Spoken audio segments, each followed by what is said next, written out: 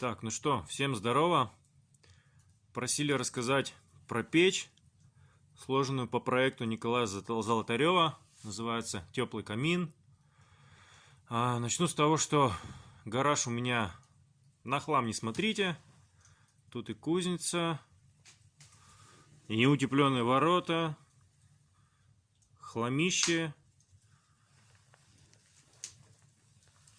крюки для покраски, для окраски изделий кованых, прочая ерунда. Кресло, пересяду в него, начну рассказывать. Гараж у меня 5×6, 30 квадратов ровно. Пол бетонный залитый, видели уже. На печку наткнулся на ютубе, потом перешел на сайт. На сайте распечатал проект этот, скачал, распечатал. Ну, по-моему, я его отзеркалил. По-моему, по самому проекту камин здесь, а дверки топочные здесь. Вроде да, я их отзеркаливал. Ну, суть не меняет, печка та же. Так, начну с того, что под нее заливала фундамент обязательно. Фундамент примерно глубиной плита сантиметров 40 она у меня идет. И печка вот так по длине, у меня по длине, исходя из размеров моих кирпичей, 1,55 м, в глубину туда получается почти 80 сантиметров и высотой 2,10. Фундамент заливал я на сантиметров 6-7 больше, чем сама печь. Примерно вот настолько выложено просто кирпичей, гидроизоляция там внизу есть. Вот столько кирпичей, это где-то слоя 3 примерно. И дальше уже начинается уже основание зольника самого. Все это, конечно, подгадывал. Когда я печку строил, у меня еще не было пола заливного. Приходилось все сначала вот там на стене по уровню прочертить меточку. И исходя из нее уже угадывать высоту зольной дверки. И дальше уже пошло.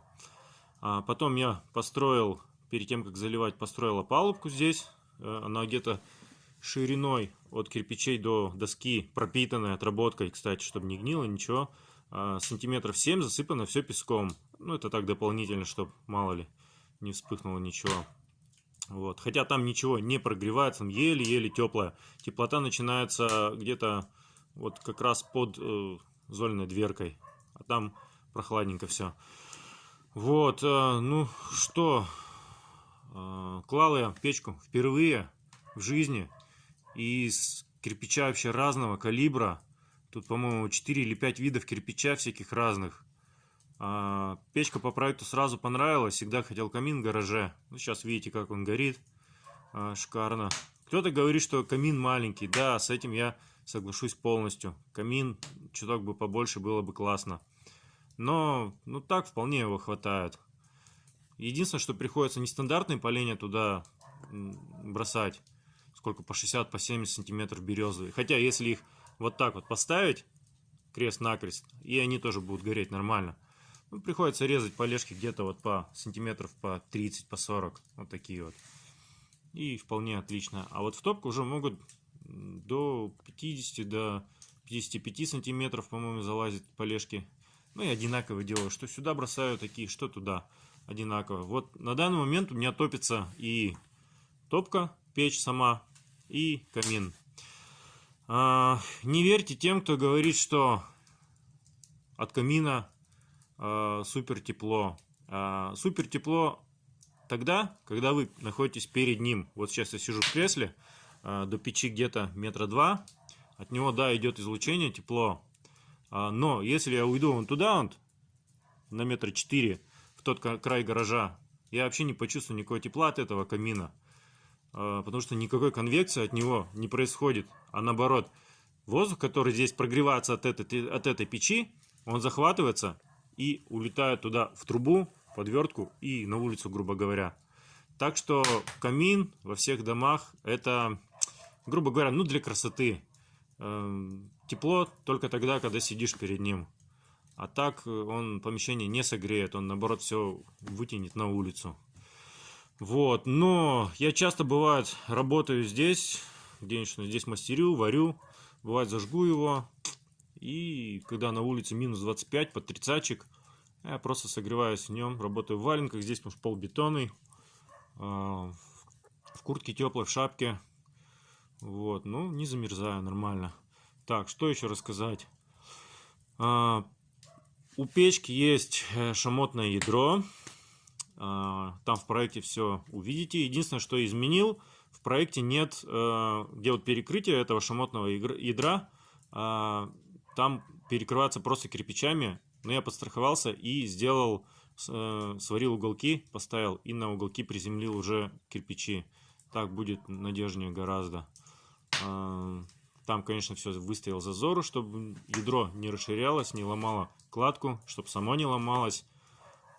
И еще печи, у которых есть ядро, любители зашвыривать туда поленья, отучайтесь от этого, потому что шамотное ядро это вы разбомбите, разломаете.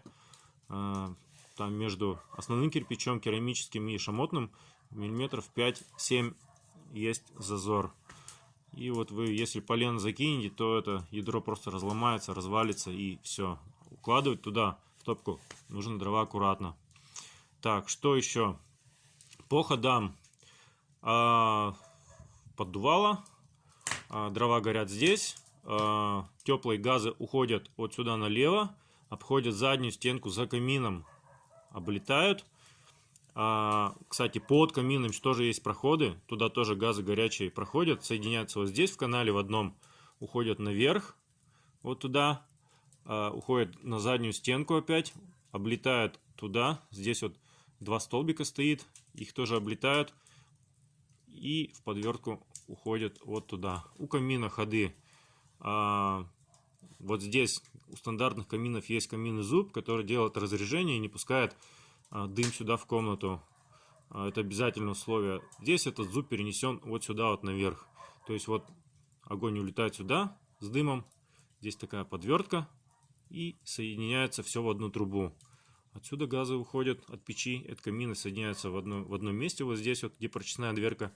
И улетают. Задвижка печки, задвижка камина. Ну, пользуюсь печкой 2 года уже. Все работает, все отлично. Единственное, я ленивый гад, не могу все доделать. Конечный второе перекрытие всей печи наверху. Несколько кирпичиков там нужно. Но там не нагревается. Я как бы храню там все. Электроды сушу. И даже вон древесина у меня там есть. Я трогал даже когда протапливал хорошо и камин, и печь. Там не так уж и горячо. Там еле-еле тепло. Потому что все уже газы отдают тепло этим кирпичам, и тут они уже практически холодные. Труба у меня не вся кирпичная, где-то сантиметров 60. Вот отсюда вот до потолка сантиметров 60. Вот видите, там кожух металлический. Там идет на металлическую трубу диаметром сантиметров 30. Вот. Плюс этого, то что когда долго не топишь печку, тяга не очень хорошая, камин растапливаешь, труба прогревается очень быстро, и в этой печи сразу шикарная тяга появляется. Вот. Камин топлю больше для красоты. Чай попить, перед ним согреться излучением. Есть полка декоративная, хорошая штука. Всегда там спички храню, всякую штуку, которая мне дорога. Часы старые дедушкины, термометр, который повесить все не могу. Масло льняное, кованые изделия в нем обтираю, вороню. Подковы настоящие, кованые, заводские кованые. Так, что еще? Ну, что еще сказать? Арку я точить не стал. По проекту она под клин сделана и все швы одинаковые.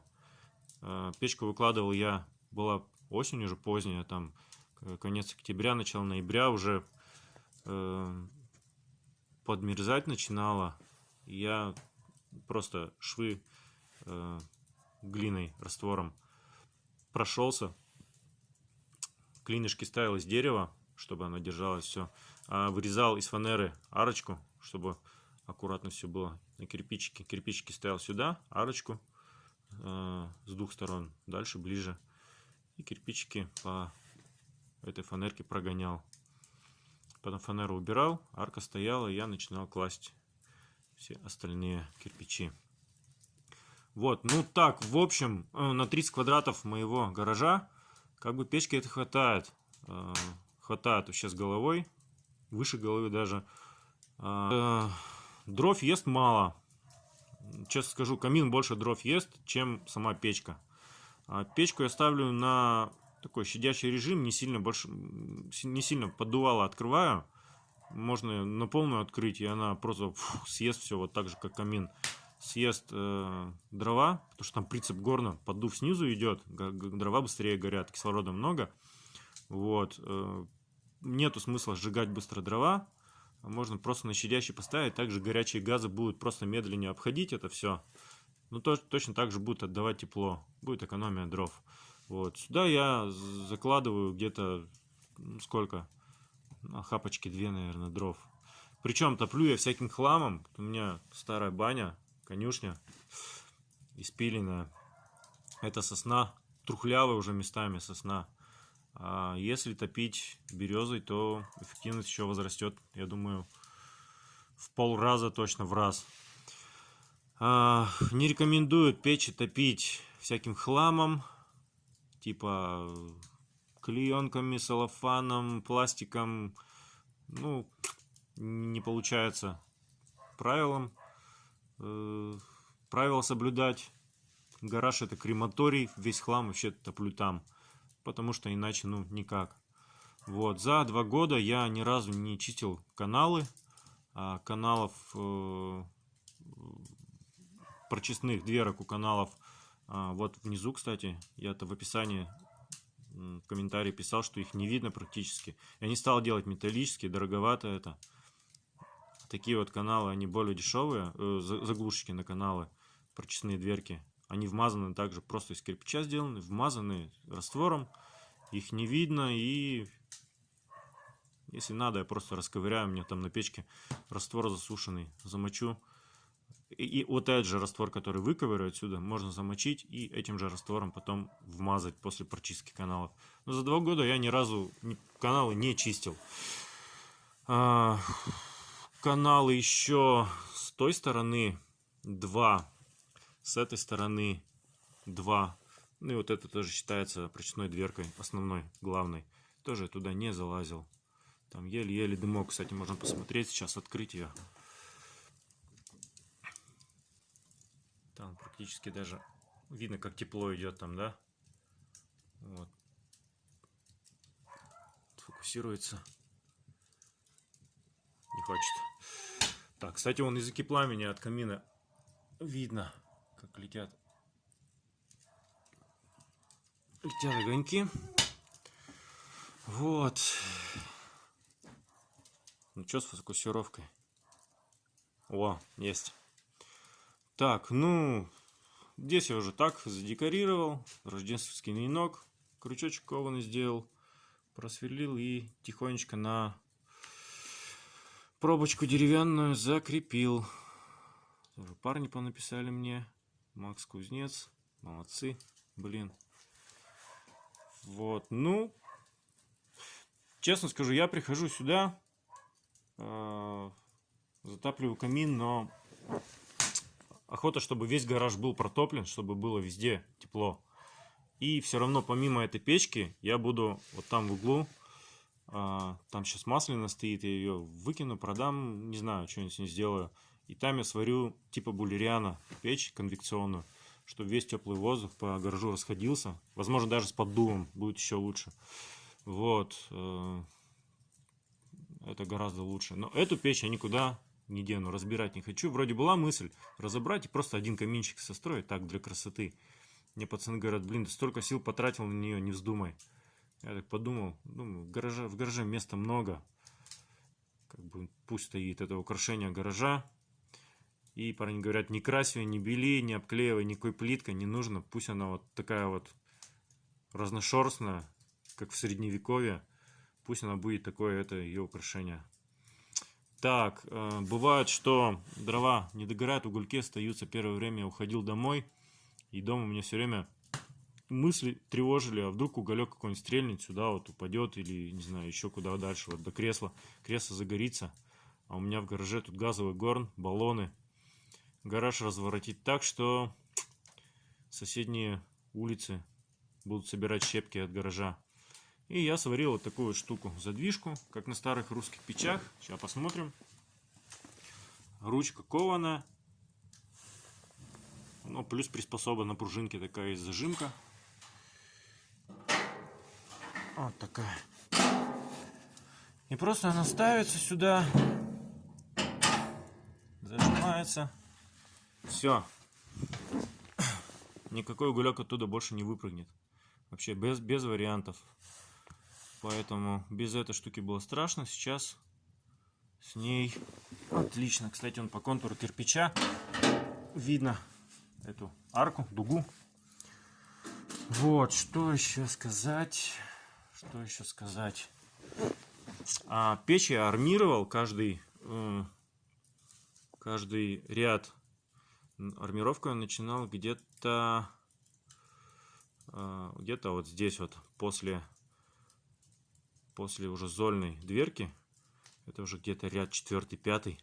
И армировку я полностью вот выше полки армировку делал. Армировка лентой перфорированной, металлической, без сверления. Просто укладывал, молоточком пристукивал уголки. И все, и раствор туда бросал. И кирпич сверху. Он просто лежит между кирпичей. Вот. Что еще? Что еще? Да, по-моему, все. Если что, можно поспрашивать меня в комментариях. Все расскажу. Кстати, не посмотрели мы, как горит вот эта вот часть. Вот там уже догорает. Кстати, можно баклажечку подкинуть туда. Небольшую. Какую-нибудь вот такую вот. Так, аккуратно. Дверки эти я красил в термостойкую краску. Все оно выгорело, конечно. Краска осталась только вот на этой двери, на прочистной. Это все уже обкрошилось и заморалось. Вот. Ну, кстати, по поддувалу. Вот на таком поддуве на минимальном горит уровне. Вот так оно уже начинает гудеть. Уже слышу, что хорошо горит. Но вот так вот уже сильно гудит. Вот там видно золу. Так горит все. Сделан на минимальный. Пусть она тихонечко горит. Так, ну и свет вырубим. Камин это круто на самом деле. Можно налить чай. Или так в конце рабочего дня взять пивко, бутылочку, с орешками сесть и помечтать. Ну и все. Всем счастья. Печей хороших. Зарплаты достойной. Все, пока.